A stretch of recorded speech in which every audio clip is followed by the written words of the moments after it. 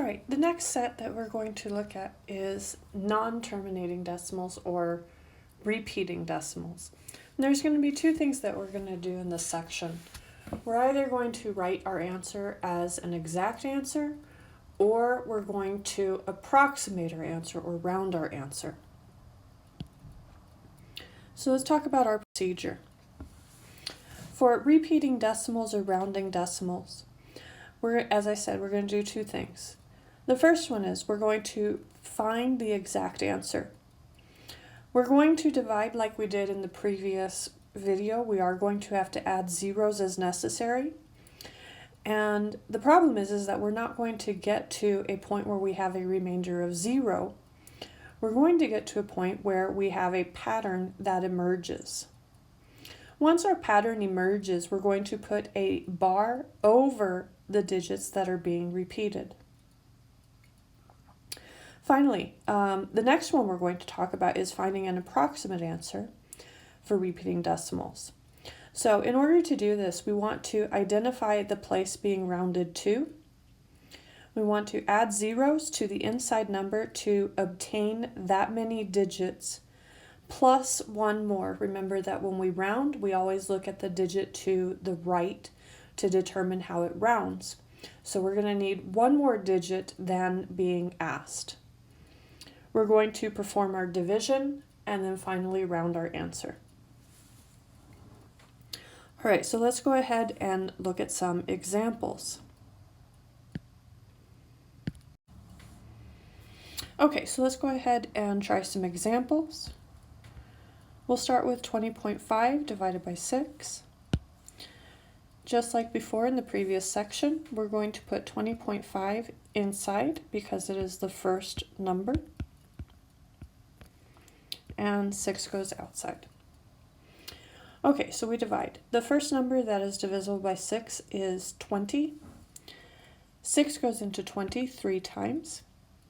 3 times 6 is 18. Subtract, we get 2. We bring down our 5. 6 goes into 25 4 times. 4 times 6 is 24. Subtract, we get 1. We add a 0. 6 goes into 10 1 time. 1 times 6 is 6. Subtract, we get 4. We add a 0. Bring it down. 6 goes into 40 6 times. We get 36. 40 minus 36 is 4. We add a 0. Bring it down. We get 40. 6 goes into 40 6 times. 6 times 6 is 36. Subtract, we get 4. Hopefully at this point you see that we are going to continue with a 6, 6, 6 from now until forever as our repeating digit. So we're going to stop with our division. We're going to move our decimal point up into our answer. And then now I'm going to go ahead and write this exactly. Now it doesn't matter where you put the bar. For instance, I can go ahead and just put 16 with a bar over the top because that is my digit that is being repeated. And we're done with example A.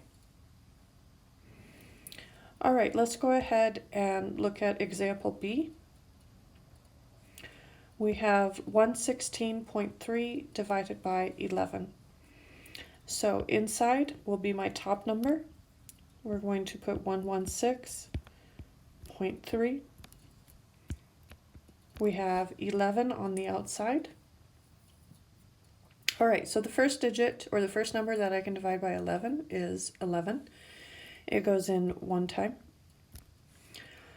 1 times 11 is 11. Subtract, we get 0. We bring down our 6. 11 goes into 6 0 times. It does not go into 6, so I'm going to go ahead and put a 0 on top, and I'm going to bring down my 3. 11 goes into 63 5 times. 5 times 11 is 55. Subtract, we get 8. We add a 0. We bring it down. 11 goes into 80 7 times. 7 times 11 is 77. Subtract, we get 3. We add a 0. We bring it down. 11 goes into 30 2 times. 2 times 11 is 22. Subtract, we get 8. We add a 0. We bring it down. 11 goes into 80 7 times. And at this point, we should see that our 80 right here is the same 80 that we had up here. So we do have a repetition now. From here on, we're going to have 80, 30, 80, 30, and it's going to continue in that same pattern. So we are technically done with our division. So I'm going to move my decimal point up into my answer, and I'm going to put a bar over the digits that are being repeated.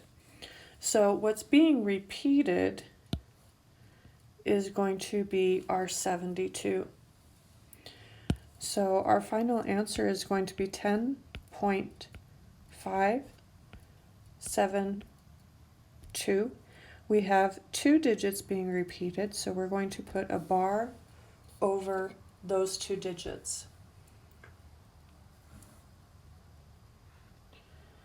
And so that takes care of finding the exact answer when we talk about decimals, repeating decimals. Okay, so now let's talk about finding an approximate answer.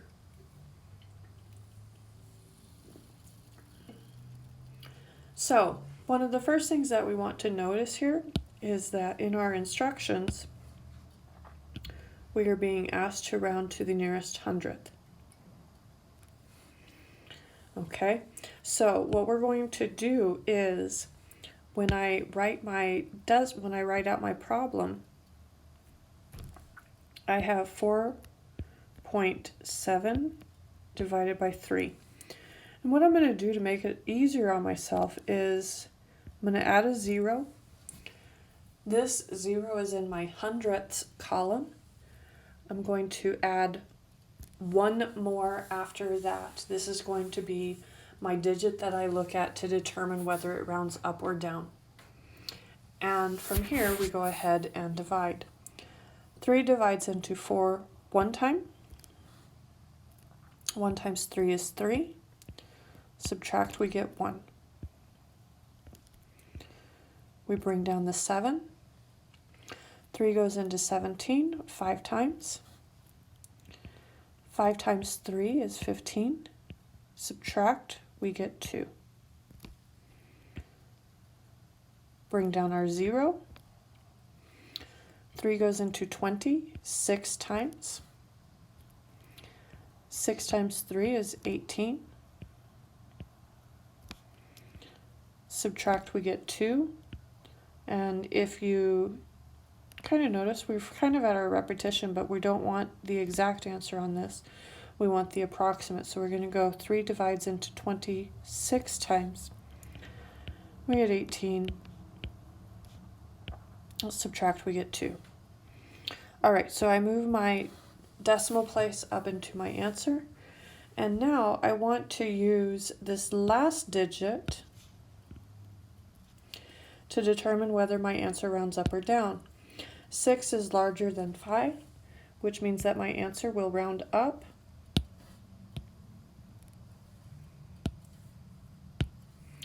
And we get 1.5. 6 becomes a 7. And we're done. Okay, let's look at D. D, we have 10.22 will go inside.